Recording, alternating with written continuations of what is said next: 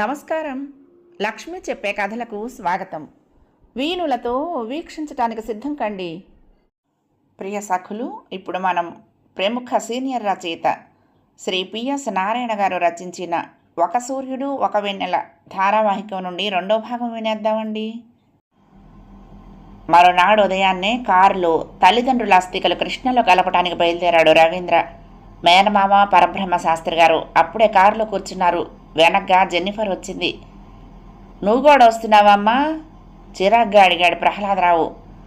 అవును అంకుల్, అక్కడ ఏం చేస్తారో చూద్దామని కృష్ణలో స్నానం కూడా చేయాలనుంది నవ్వుతూ అంది తెల్లటి జుట్టును వెనక్కి నెట్టుకుంటూ. వాళ్ళ మాటలు పట్టించుకోకుండానే రవీంద్ర, రాజన్ని మరొక జత బట్టలు తెచ్చుకుంటున్నావా అక్కడ స్నానానికి అన్నాడు కారు వెనక తలుపు తెరుస్తూ. నీ బ్యాగ్లోనే పెట్టాను చెప్పింది. కారు శ్మశానానికి వెళ్ళింది. అక్కడ అస్థికలున్న ముంతల్ని తీసుకొచ్చి రవీంద్ర కారు వెనక డిక్కీలో పెట్టాడు. వాళ్ళు ఆడపల్లి వెళ్ళేటప్పటికి 11 గంటలైంది. అక్కడ కృష్ణ ఒడ్డున కూర్చుని శాస్త్రోక్తంగా నిమజ్జన కార్యక్రమం పూర్తి చేసి స్నానాలు చేసేటప్పటికి 12 అయింది. నదిలో ఎక్కువ లోతు లేదు. ఆ నీటిలో అరగంట సేపు ఈత కొట్టుకుంటూ అటు ఇటు తిరిగింది జెన్నిఫర్. ప్రహ్లాదరావు పరబ్రహ్మ శాస్త్రి ఆమెను ఆమె చేష్టలను వింతగా చూస్తూ ఉండిపోయారు. రాత్రి 8 గంటలవుతూ ఉండగా భోజనాలకు అందరినీ లేవమంది రవీంద్ర మేనత్తొచ్చి సునీత హాలు తుడిచి విస్తళ్ళు వేస్తుంది. నాకు ఒంట్లో బాగలేదు రవీంద్ర, నేను భోజనం చేయను అంది జెన్నిఫర్. ఏమైంది అంటూ ఆమె పక్కన కూర్చుని ఆమె తల మీద చెయ్యి వేసి చూశాడు రవీంద్ర. నుదురు మాడిపోతోంది. బాగా జ్వరంగా ఉంది అన్నాడు అక్కడి నుంచి ఆదుర్దాగాలిస్తూ. తలనొప్పి కూడా ఉందా? తలనొప్పే కాదు, ఒళ్ళంతా నొప్పులు పుడుతున్నాయి, ఏమిటోగా ఉంది. 10 నిమిషాల్లో ఇద్దరు కారులో కూర్చున్నారు డాక్టర్ దగ్గరికి వెళ్లేందుకు గాను. అప్పటికే విస్తళ్లలో అన్నీ వడ్డించిన అతడి మేనత్త వాళ్ళు బయటకు వెళ్తూ ఉండటాన్ని విస్తుపోయి చూస్తున్నది. ప్రహ్లాదరావు అయితే రవీంద్ర జెన్నిఫర్ను తీసుకువెళ్తున్న తీరుకు కళ్ళు ఎర్ర చేసుకుని నిప్పులు కురిపిస్తున్నాడు. కారు అటు వెళ్ళగానే పెద్ద గొంతుకుతో ఏదో ఒకటి చేయాలి, వాళ్ళింత చండాలంగా ప్రవర్తిస్తూ మన పరువు తీస్తూ ఉంటే పెద్దవాడిగా నేను చూస్తూ ఊరుకోలేను అన్నాడు కోపంతో అరుస్తున్నట్టుగా. సునీత అక్కడి నుంచి తప్పుకుని వంటింట్లోకి వెళ్ళిపోయింది పని ఉన్న దానిలా. అందరూ వెళ్ళిపోగా మిగిలిన 2-3 బంధువులు నిశ్శబ్దంగా అక్కడ జరుగుతున్న విషయాలు గమనిస్తూ ఉండిపోయారు. నోరు విప్పితే ఎవరేం తప్పు పడతారు అన్నట్టుగా. సునీత తల్లి మాట్లాడకుండా భర్త వెనకాలే నించుంది. హవ్వా, ఎంత నామర్దా, నలుగురు నవ్విపోతారనే ధ్యాస కూడా లేదా వెధవకు. ఒకవైపున అన్నాలు వడ్డిస్తూనే ఉన్నారు, దాన్ని పట్టుకుని అలా ఆసుపత్రి కంటూ తీసుకువెళ్ళాలా? చచ్చా, అక్కడికక్కడ ఒంటిని పీలికలు లాంటి గొడ్డలతో కృష్ణలో పడి దొరలటమా? దీన్ని చూస్తూ జనం పోగవటమా? ఈ సిగ్గులేని వెధవ దాన్ని చూస్తూ పళ్ళెకలించటమో చేతిలో పట్టుకోను. ఏమండి, నిజంగా అట్లా చేసిందా? భార్య అడిగింది. అబద్ధాలు చెప్పాల్సిన అవసరం నాకేమిటే, పరబ్రహ్మ శాస్త్రిని అడుగు, దాన్ని చూస్తూ నోరెళ్లబెట్టాడు. సునీత వాళ్ళ సంభాషణను అందున బంధువుల నడుమ కొనసాగనివ్వటం ఇష్టం లేనట్టుగా హాల్లోకి వచ్చి, బాగా జ్వరం వస్తే డాక్టర్ దగ్గరికి వెళ్ళారు నాన్న, ఎందుకలా నోరు పారేసుకుంటావు అసహ్యంగా అంది. అనవే అను, నువ్వెప్పుడు నేను అన్నది సరన్నావు గనక. మధ్యాహ్నం దాకా తైతక్కలాడిందిగా బాగానే. గంటలో మరొకరి సాయం లేకుండా నడవలేనంత జ్వరం ఎట్లా వస్తుంది? వచ్చిందే అనుకో, ఓ మాత్ర వేసి పడుకోబెడితే సరిపోదా? అంత హడావుడిగా ఆసుపత్రికి పరిగెత్తాలా? సునీత తండ్రి చేయి పట్టుకుని లోపలికి తీసుకొచ్చింది. ఆయన రుసరుసలాడుతూ కూతురు చేతిని విసిరికొట్టి దొడ్లోకి వెళ్ళి అక్కడున్న మంచం మీద కూలబడ్డాడు. నువ్వు భోజనం చేయి నాన్న, అక్కడ అందరూ నీకోసం ఎదురు చూస్తున్నారు అంది 2 నిమిషాల తర్వాత వచ్చి. ఆయన ఏమనుకున్నాడో ఏమో మెదలకుండా లోపలికి వచ్చి విస్తరి ముందు కూర్చున్నాడు. తర్వాత అరగంటకు వాకిట్లో కారు ఆగిన చప్పుడైతే సునీత బయటకు వచ్చింది. కారు దిగుతూనే రవీంద్ర సునీతను చూస్తూ, నువ్వు భోంచేశావా సునీ అడిగాడు. లేదు బావా. వెంటనే చెయ్యి. జెన్నీని హాస్పిటల్లో చేర్చమన్నారు, వైరల్ ఫీవర్ అట, 104కి పైగా ఉంది, ఒళ్ళంతా సలసల కాగిపోతున్నది, సెలైన్ పెట్టారు. విశ్వానికి ఫోన్ చేస్తే వచ్చాడు. పద బావా, అన్నం ఉందిలే వస్తాను. అవును, నువ్వు పొద్దుటి నుంచి ఏమీ తినలేదు కదా, కాస్త తినరాదు? నాకు వద్దు సునీత, పద వెళ్దాం అన్నాడు. అతడు ఆమెకంత జ్వరం రావడంతో కంగారు పడుతున్నాడు. నేను చెప్పానా లేదా? అలాంటి చోట్లకి ఆడవాళ్ళు రాకూడదురా అని వింటేనా? ఈ ముసలిముండా కొడుకు మాటలు ఎంత అనేగా వినకుండా వచ్చింది. ఇప్పుడు అనుభవిస్తున్నది చూడు. ఈ అపరకర్మలు చూస్తే ఇలాగే ఉంటుంది. నేనొచ్చి 1001 గాయత్రి చేశాను కాబట్టి తట్టుకోగలిగాను. ఆవిడకేం తెలుసు, అన్నీ తెలిసినట్టే మాట్లాడుతుంది. ఆమెనంటే నీకెక్కడ కోపం వస్తుందోనని నేను నోరు మూసు కూర్చుంటున్నాను. ఇప్పటికైనా నా మాట విని కాస్త జ్వరం తగ్గగానే రేపో మాపో సింగపూర్ విమానం ఎక్కించు. ఆయన హాల్లో రవీంద్రని చూస్తూనే వీరంగం వేయటం మొదలుపెట్టాడు. చూద్దాంలే మావయ్య, అంత కంగారు దేనికి?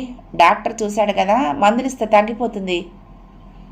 ఎక్కడుండాల్సిన వాళ్ళు అక్కడుంటే ఏ అనర్థమో జరగదురా. పెద్దల మాట వినకుండా అపభ్రంశపు పనులు, అప్రాచ్యపు పనులు చేస్తూ ఉంటే ఇదిగో ఇట్లాగే నెత్తి మీదకి వస్తూ ఉంటాయి. ఏదైనా పెద్దలు ఊరికిన చెప్పలేదు. ఆయన మాటలు పట్టించుకున్నట్లుగా రవీంద్ర తన గదిలోకి వెళ్ళి ఓ సంచిలో ఓ దుప్పటి, ఆమెదొక బట్టల జత పెట్టాడు. రవీంద్ర తన మాటలను నిర్లక్ష్యం చేస్తున్నాడు అనిపించగా మరింతగా రెచ్చిపోయాడు ప్రహ్లాదరావు. సునీత ఆయన లాక్కి వెళ్ళి ఓ గదిలో పెట్టి తలిపేసి వచ్చింది. దాన్ని ఎట్లాగైనా సరే ముందు ఇక్కడి నుంచి వెళ్ళగొట్టాలి. ఆమె తలిపేస్తూ ఉండగా తండ్రి అంటున్న మాటలు విని కలవరపడింది సునీత. అవి రవీంద్రకు ఎక్కడ వినపడతాయో అని.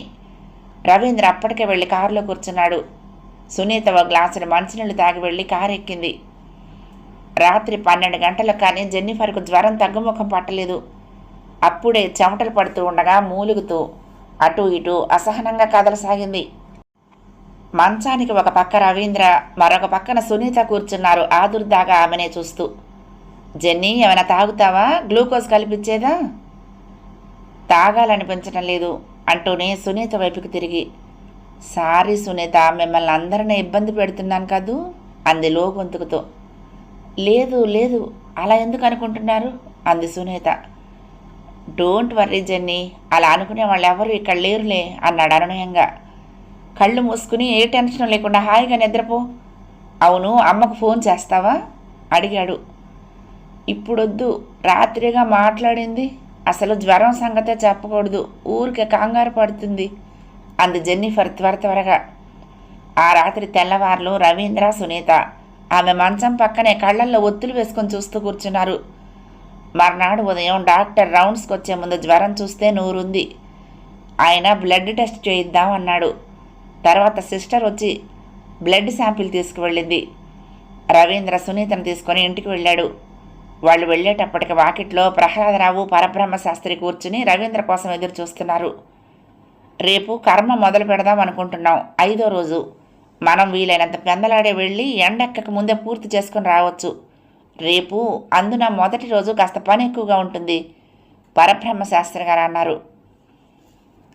శాస్త్రి గారు అంటారు, మనం ఇచ్చే దాన ధర్మాలు, మిగతా కార్యక్రమాలు వివరంగా చెబితే ఒక మాట అనుకుందాం. అందుకు కావలసినవన్నీ ఆయనే తెమ్మంటే తెస్తారట. లేదా మనం తెచ్చుకుంటే ఒక పౌరోహిత్యానికే ఇంత అనివ్వండి అంటున్నారు అన్నాడు ప్రహ్లాదరావు. నన్నెందుకు అడుగుతావు మావయ్య? నీకేది మంచిదని తోస్తే అది చెయ్యి.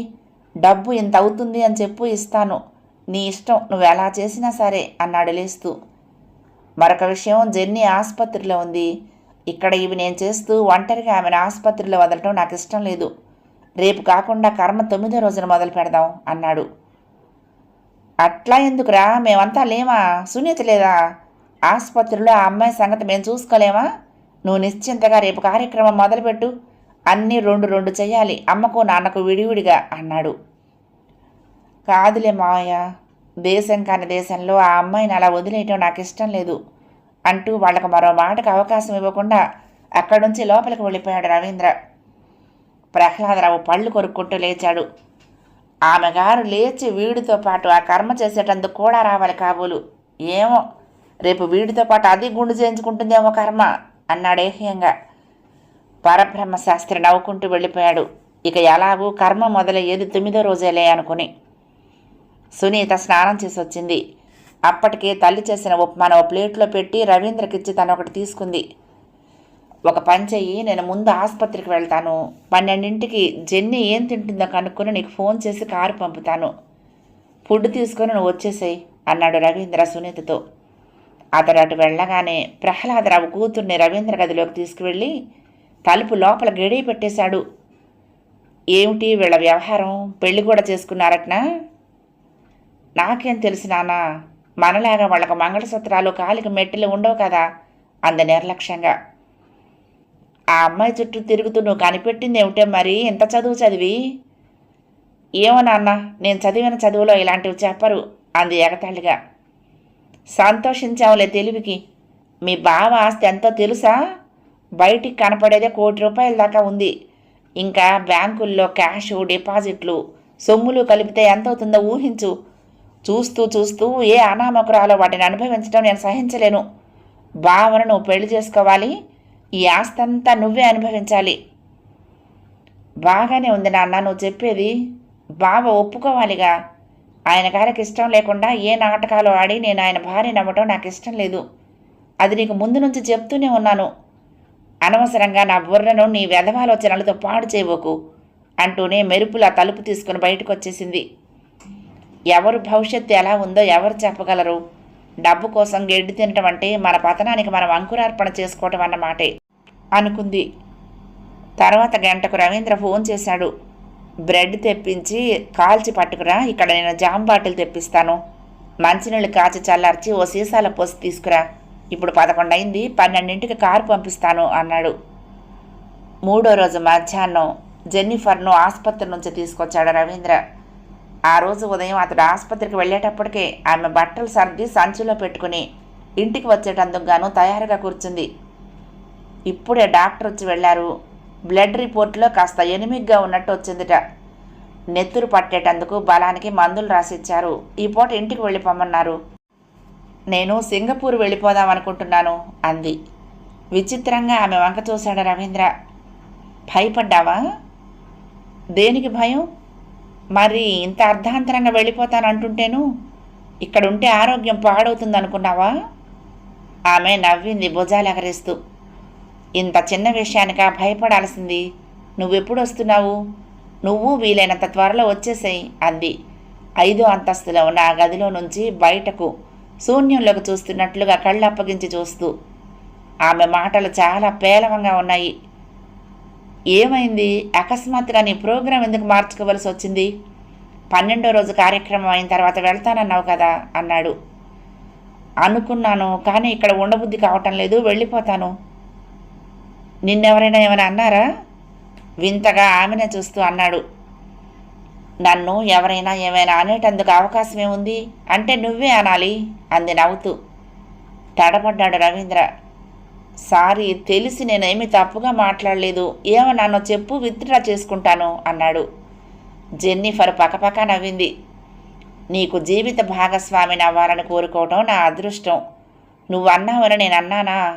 అనే అవకాశం నీకొక్కడికే ఉన్నదని అన్నాను.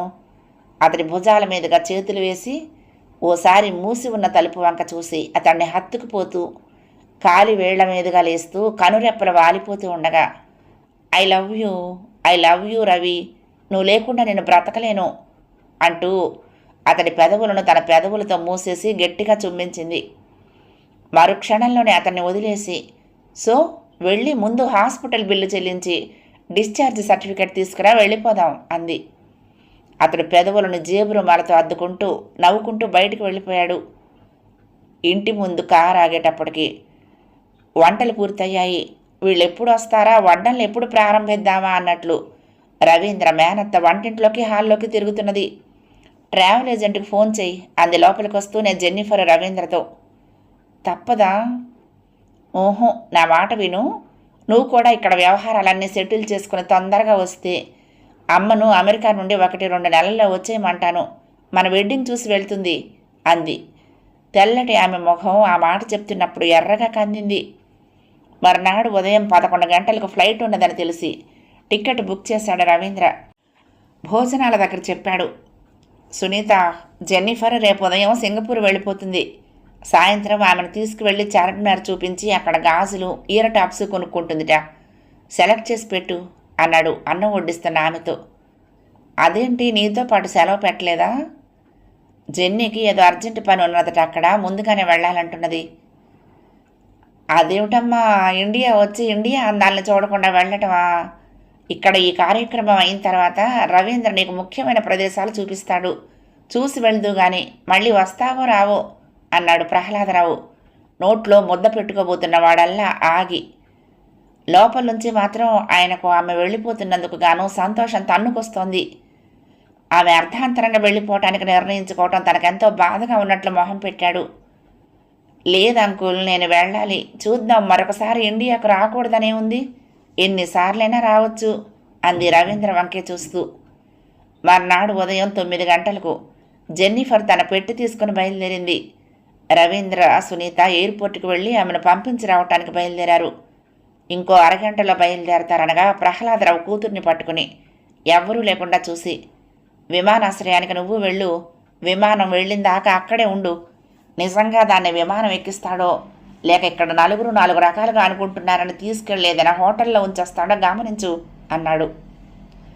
తండ్రి వంక ఏహ్యంగా చూసింది సునీత. నువ్వేమీ ఆశ్చర్యపోనక్కర్లేదు నా మాటలకు. కలి ఎలాంటి పనినైనా ఈ మనుషుల చేత చేయిస్తాడు. ప్రహ్లాదరావు వంకరగా నవ్వాడు. సునీత ఇంకా ఒక్క క్షణం కూడా అక్కడ ఉండలేదు. విసురుగా బయటకు వచ్చేసింది. 12వ రోజు కార్యక్రమాలు పూర్తయి భోజనాలు అయ్యేటప్పటికి 3 గంటలైంది. బంధువులు, తల్లిదండ్రులకు తెలిసిన మిత్రులు దాదాపు 100 మంది దాకా వచ్చారు. 4 దాటుతూ ఉండగానే హాల్లో చాపలు పరిచారు. పరబ్రహ్మ శాస్త్రి గారు ఆయన శిష్యులు కూర్చున్నారు. ఆశీర్వచన కార్యక్రమం మొదలైంది. శాస్త్రి గారి శిష్యులు వేద పఠనం చేస్తున్నారు. రవీంద్రకు మేనమామే నూతన వస్త్రాలు ఇచ్చాడు. పెద్దల హితవచనాలు మొదలయ్యాయి. ప్రహ్లాదరావు బావమరిది ముందుకు జరిగి నోరు విప్పాడు. చాలా చిన్న వయసులోనే తల్లిదండ్రులను, అందున ఇద్దరిని ఒకేసారి పోగొట్టుకోవటం చాలా బాధాకరమైన విషయమే. వారు లేని లోటుని ఎవరూ తీర్చలేరు. పోయిన ఇద్దరు ఎంతో ఉత్తములు, సాత్వికులు, మర్యాదకు మన్ననకు పేరు మోసినవారు. నేను మా బావగారితో తరచూ వస్తూ ఉండేవాడిని ఈ ఇంటికి. నేనెప్పుడొచ్చినా, ఏ సమయంలో వచ్చినా చేతులు కడుక్కోకుండా ఇక్కడి నుంచి వెళ్ళనిచ్చేవారు కాదా దంపతులు. ఇంత డబ్బున్న అహం లేని మనుషులు. ధారాళంగా దాన ధర్మాలు చేస్తూ ఉండేవారు. భిక్షాందేహి అని వాకిట నిలిచిన వారెవరు ఒట్టి చేతులతో వెళ్లేవారు కాదని మా బావగారు ఎప్పుడూ చెప్తూ ఉంటారు. వారు ఈ పాటికి స్వర్గం చేరి ఈ భూమి మీద పొందిన పుణ్యఫలాన్ని అనుభవిస్తూ ఉంటారు అనేది నిస్సందేహం. వారు అందుకు తగిన వారు కూడా. రవీంద్రకు ఆ మాటలు వింటూ ఉంటే కంటి వెంట నీరు చిమ్మింది. వారి ఆశీస్సులు ఎల్లప్పుడూ ఈ చిరంజీవికి లభిస్తూ ఉంటాయి. ఇక ఈ ఇంటికి పెద్ద ఇతడే. ఈ ఇంటి ప్రతిష్టను పెంచుతూ తల్లిదండ్రులు గణించిన గౌరవాన్ని కాపాడుతూ ఉండాల్సిన బాధ్యత ఇతడిదే. వాళ్ళు ఉండగానే ఇతడు ఒక ఇంటివాడై వాళ్ళను తాత బామ్మగారులుగా చేసి ఉన్నట్లయితే వారు ఎంతగానో సంతోషించి ఉండేవారు. కానీ అనుకోని దుర్ఘటనతో ఈ అవకాశం లేకుండా పోయింది. అయినా ఇప్పటికీ మించిపోయింది ఏమీ లేదు. వారి ఆత్మల చూపులు ఎల్లప్పుడూ తనయుడి మీదే ఉంటాయి. సంవత్సరీకాలు అయిపోగానే వివాహం చేసుకుని వాళ్లకు ఆ ఆనందాన్ని చేకూర్చవచ్చు. వాళ్ల నోటి వెంట నేను చాలాసార్లు విన్నాను, మాకు ఒక్కటే కోరిక మిగిలిందయ్యా శేషాద్రి, అది త్వరలోనే తీరుతుందని అనుకుంటున్నాం. సునీత మా ఇంటి కోడలైతే అంతకు మించిన ఆనందం మరొకటి మాకుండదు. మేమా ముసలివాళ్ళమైపోతున్నాం. దాని చేతుల్లో మా బ్రతుకుల్ని పెడితే ఇక ఈ శరీరాలకు ఏ దిగులు లేదు అనేవాళ్ళు. ఆయన ఒక క్షణం ఆగాడు. రవీంద్ర అసహనంగా అటు ఇటు కదిలాడు. ఇది వాళ్ళు మనస్ఫూర్తిగా కోరుకునే కోరిక. అంతేకాదు మా బావతో కూడా ఇదే మాట తరచూ అంటూ ఉండేవారట. ఆయన చాలా బాధపడుతున్నారు. ఆ శుభకార్యాన్ని చెల్లెలు బావగారు చూడకుండానే వెళ్ళిపోయినందుకు. సునీత ఈ ఇంటి కోడలై వాకిట రంగవల్లులు తీర్చిదిద్దుతూ ఉంటే చూసి ఆనందించాలనే వాళ్ళ కోరికను తీర్చకుండానే భగవంతుడు వాళ్ళని తీసుకెళ్లాడు. ఆయన తడుస్తున్న కళ్ళను తుడుచుకున్నాడు. ప్రహ్లాదరావు ముందుకొచ్చి బావమరిది భుజం తడుతూ, ఊరుకో రవీంద్ర, అసలే బాధలో ఉన్నాడు, ఈ మాటలు విని తట్టుకోలేడు అన్నాడు జాలిగా మేనల్లుని చూస్తూ. అయినా ఆయన బావమరిది ఆగలేదు. నిజమే, కాదనను. ఈ మాటలు చెప్పాలంటే నాకే బాధగా ఉంది, కానీ తప్పదు కదా. అబ్బాయి కొద్ది కాలంగా వాళ్ళకు దూరంగా ఉన్నాడు. తల్లిదండ్రుల అంతరంగం పెద్దవాళ్ళుగా మనం చెప్పకపోతే అతనికి ఎలా తెలుస్తుంది? వాళ్ళు ఈనాడు ఉన్నా లేకపోయినా వాళ్ళు కోరుకున్న కోడలు ఈ ఇంట కాలు పెడితే వాళ్ళ ఆత్మలు ఎంతగా సంతోషిస్తాయో చెప్పాలనేదే నా ఉద్దేశం అన్నాడు మరింత దృఢంగా. సునీత అసహనంగా లేచి అక్కడి నుంచి పక్క గదిలోకి వెళ్ళిపోయింది. ఆయన అలా మాట్లాడటానికి కారణం ఎవరో ఆమెకు బాగా తెలుసు. రవీంద్ర ఇక నిగ్రహించుకోలేకపోయాడు. మావయ్య, పండితులకు దక్షిణ ఇస్తే ఈ కార్యక్రమం ముగుస్తుంది కదా అన్నాడు. పాపం వారంతా వచ్చి చాలాసేపు అయింది. అవునవును, సునీత పళ్ళెంలో తమలపాకులు, పండ్లు దక్షిణ పెట్టి తీసుకురామ్మా అన్నాడు లేస్తూ ప్రహ్లాదరావు. ఇక తప్పక. సునీత అప్పటికే పళ్ళెంలో ఆకులు పళ్ళు తయారుగా ఉంచింది. దాన్ని తీసుకుని గదిలో నుంచి బయటకు వచ్చింది. దక్షిణ పెట్టాలి అన్నట్లుగా తండ్రి వంక చూసింది. నువ్వు బావ కలిసి ఎంత పెడితే బాగుంటుందో ఆలోచించుకుని పెట్టండి. మన బ్రహ్మగారు ఘనాపాటి, ఇక వారి శిష్యుల గురించి చెప్పవలసిన పనే ఉంది అన్నాడు. తండ్రి మాటలకు సునీత మొహం ఎర్రగా కందినట్లయింది. ఆయన వంక కొరకొరా చూసింది. ఆ మాటలు రవీంద్ర విన్నాడు. మావయ్య, నేను ముందే చెప్పాను, ఇలాంటి విషయాల్లో నన్ను ఇబ్బంది పెట్టొద్దని. ఎంత ఇస్తే బాగుంటుందో నువ్వే చెప్పు, నన్ను అడగొద్దు, నాకు ఇలాంటివన్నీ తెలియవు అన్నాడు రవీంద్ర ఆయనకు మరొక మాటకు అవకాశం ఇవ్వకుండా. సరే లేరా, సరి నీవు ఆ భారం నా మీద పెడతావని నాకు తెలుసు. నీ మాట నేనెందుకు కాదనాలి? సునీత, నువ్విట్రా అంటూ గదిలోకి తీసుకువెళ్ళి జేబులో నుంచి డబ్బు బయటికి తీశాడు ప్రహ్లాదరావు. ఆ రాత్రి వచ్చిన బంధువులంతా వెళ్ళిపోయారు. మర్నాడు వైకుంఠ సమారాధనకు ఉండేంత దగ్గర బంధువులు ఎవరూ లేరు. ఇల్లంతా ఒక్కసారిగా బోసిపోయినట్లు అనిపించింది. అంతా చీకటి. తన పడక గదిలో గుడ్డు దీపం వెలుగుతూ ఉండగా కళ్ళు తెరుచుకొని పడుకుని ఉన్నాడు రవీంద్ర. దిగులుగా ఉన్నాడు. ఈ ఇంట్లో అమ్మా నాన్న లేకుండా తానెప్పుడూ ఒంటరిగా లేడు. ఇప్పుడు మామయ్య కుటుంబం ఉన్నా తన వాళ్ళు లేని లోటే. ఈ ఇల్లుగాక ఇక్కడే ఇంకా కొన్ని ఖాళీ స్థలాలు కూడా ఉన్నాయి. గుంటూరులో పొలాలు. ఎక్కడ ఏవి ఎంతగా ఉన్నాయో కూడా తనకు తెలియని స్థితి. బ్యాంకు డిపాజిట్లు ఉండాలి. వేటిల్లో ఉన్నాయో చూడాలి. అమ్మ సొమ్ములన్నీ లాకర్లలో ఉన్నట్లు తనకు తెలుసు. రేపు బీరువా తెరిచి డాక్యుమెంట్లన్నీ చూస్తేనే కానీ తనకేమీ అంతుపట్టదు. మావయ్యకు కొంతవరకు తెలిసుండొచ్చు. మావయ్య అనుకునేటప్పటికల్లా సునీత గుర్తుకొచ్చింది. సునీతను తను వివాహం చేసుకోవాలనేది తన తల్లిదండ్రుల కోరికైతే అయి ఉండొచ్చు, కానీ తను సునీతను చేసుకునే అవకాశమే లేదు. ఆమె అంటే ఇష్టం లేక కాదు. సునీత అందమైంది, చదువుకుంది, తెలివిగలది, గుణవంతురాలు. కానీ తను సింగపూర్ వెళ్ళటం, అక్కడ జెన్నిఫర్తో పరిచయం, ఆ పైన అభిమానం, ఆత్మీయత పెరగటం, ప్రేమగా పరిణమించటం, వివాహం చేసుకోవాలని నిర్ణయించుకోవటం జరిగిపోయాయి. తను ఈసారి సెలవుల్లో వచ్చినప్పుడు తల్లిదండ్రులతో ఆ విషయం చెప్పి ఒప్పించాలని అనుకున్నాడు. ఆ కోరికగా ఉండగానే వాళ్ళు అకస్మాత్తుగా మరణించటం తనకు ఆశనిపాతమైంది. తను 4 ఏళ్ల తర్వాత వచ్చేస్తానని తన తల్లిదండ్రులకు వెళ్ళేటప్పుడు చెప్పాడు. తను వివాహం చేసుకుని వెళ్తే బాగుంటుందని వాళ్ళు సూచించినా తను అంగీకరించలేకపోయాడు. హాయిగా కొన్నాళ్లు ఒంటరిగా తిరిగొచ్చి చేసుకుందామలే అనుకున్నాడు. కానీ జెన్నిఫర్ తన జీవితంలోకి అడుగు పెడుతుందని తన కల్లో కూడా అనుకోలేదు. తను ఆమెను ఎంతగా ప్రేమిస్తున్నాడో ఆమె అంతకంటే ఎక్కువగా తనని కోరుకుంటున్నది. ఈనాడు ఇలా జరిగి ఒంటరివాడిని అయ్యాను కదా అని మామయ్య మాట మీద సునీతను చేసుకుని జెన్నిఫర్కు దూరం అవ్వలేడు. ఇక ఇప్పుడు ఆమెను వివాహం చేసుకుని తను ఇండియా తీసుకొచ్చి ఇక్కడ ఉండిపోవటమైనా చెయ్యాలి. లేదా ఇక్కడవన్నీ అమ్మేసి తను సింగపూర్ వెళ్ళటం, అక్కడ ఉన్నన్నాళ్ళు ఉండి ఆ పైన జెన్నిఫర్తో అమెరికా వెళ్ళిపోయి శాశ్వతంగా అమెరికా వాసి అవ్వటం అన్నా అవ్వాలి. గొంతు ఎండిపోతున్నట్లుగా అనిపిస్తే లేచి హాల్లోకి వచ్చాడు. ఫ్రిడ్జ్లో సీసా తీసుకొని గ్లాసులో వంపుకొని మంచినీళ్ళు తాగాడు. తిరిగి మంచం మీద పడుకున్నాడు. జీవితం ఎలాంటి మలుపు తిరిగింది? తను ఎన్నడైనా ఊహించాడా? అమ్మా నాన్న లేని రోజులు తను ఇంత తొందరలో చూస్తానని. వయసు వచ్చిన తర్వాత ప్రతి వాళ్ళు పోక తప్పదు, కానీ ఇంత అర్ధాంతరంగా. అతని మనసంతా శూన్యమైంది. కళ్ళు మూసుకున్నా నిద్ర పట్టడం లేదు. అలాగే చీకట్లోకి చూస్తూ పడుకున్నాడు కళ్ళు తెరుచుకుని. తెలియని భయం శరీరాన్ని ఆవరిస్తోంది. తను ఒంటరివాడైపోతున్నాడా? ఆ చీకట్లో ఎవరో తల వైపున చిన్నగా దగ్గినట్లు అనిపించింది.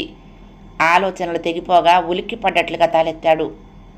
ఆ గుడ్డి వెలుగులో సునీత తల వంచుకొని నిలబడి ఉంది అక్కడ. చటుక్కున లేచి కూర్చున్నాడు. ఆమె స్విచ్ ఆన్ చేసి లైట్ వేసింది. నిద్ర పట్టలేదా బావా అంది. ఆమె కంఠం చాలా బరువుగా ఉంది. రవీంద్ర కళ్ళు రెపరెపలాడించాడు. ఆ దీపపు కాంతిలో ఆమె వంక తదేకంగా చూశాడు. బాగా నలిగినట్టుంది. ఆమె జుట్టు రేగుంది. ముఖం వాడినట్టుంది. కళ్ళు లోతుకుపోయి కాంతి కోల్పోయి ఉన్నాయి. తనను వివాహం చేసుకోమని అడగటానికి రాలేదు కదా? రవీంద్ర కలవరపడ్డాడు ఆ ఆలోచన రాగానే మనసులోకి. తలెత్తితే గోడ మీద గడియారం 1 గంట చూపుతోంది. నువ్వు నిద్రపోలేదేం అన్నాడు పేలవంగా నవ్వుతూ. ఆ కుర్చీ తెచ్చి కూర్చో. తనకు తెలుసు సునీత తనను అర్థం చేసుకుంటుంది. తను చెప్పిన మాట వింటుంది, తనకు సహకరిస్తుంది. కుర్చీ తెచ్చుకుని అతని మంచం పక్కగా వేస్తూ ఉండగా లైట్ ఆర్పరాదు అన్నాడు. ఆమె మరొక మాట లేకుండా వెళ్ళి లైట్ ఆపి వచ్చి కుర్చీలో కూర్చుంది. జెన్నిఫర్ అంత అకస్మాత్తుగా ఎందుకు వెళ్ళిపోయింది బావా అంది సూటిగా. తెలీదు. ఆమెను హాస్పిటల్ నుంచి డిశ్చార్జ్ చేయించి తీసుకొద్దామని వెళ్తే అక్కడ చెప్పింది. నాకు ఆశ్చర్యం వేసింది. 15 రోజులు ఉంటానని నాతో వచ్చింది. అంత హడావుడిగా ఎందుకు వెళ్లాల్సి వచ్చిందో అర్థం కావటం లేదు అన్నాడు. సునీత కొన్ని క్షణాలు మౌనంగా ఉండిపోయింది. మేము చార్మినార్ దగ్గరికి గాజులు కొనటానికి వెళ్ళాం కదా, అప్పుడు నాకు ఆమె అంతకు ముందులా హుషారుగా కనపడలేదు. చాలా నిస్తేజంగా కనపడింది అంది సునీత. జ్వరం వచ్చి తగ్గింది కదా, నీరసం వల్లనేమో. కాకపోవచ్చు బావా. ఆమె నిర్లిప్తతకి నీరసానికి సంబంధం లేదు అంది సునీత. నువ్వు ఆమె మాట మాట అనుకున్నారా ఏ విషయంలోనైనా? అవకాశమే లేదు సునీ. ఎందుకు అనుకోవాలి అలా అని? ఆమె తీసుకున్న నిర్ణయానికి అలాంటి కారణం ఏదైనా ఉన్నదేమో అనిపించింది నాకు. రవీంద్ర తల ఉంచుకుని ఆలోచనలో పడ్డాడు. 2 నిమిషాల దాకా ఎవరూ మాట్లాడలేదు. చీకటిలాగానే మౌనము వాళ్ళని చుట్టేసింది. రోడ్డు మీద గూర్ఖా కర్రతో కొట్టుకుంటూ వెళ్తున్న శబ్దం మనసులోని ఆలోచనలను కత్తిరిస్తున్నట్టుగా ఉంది.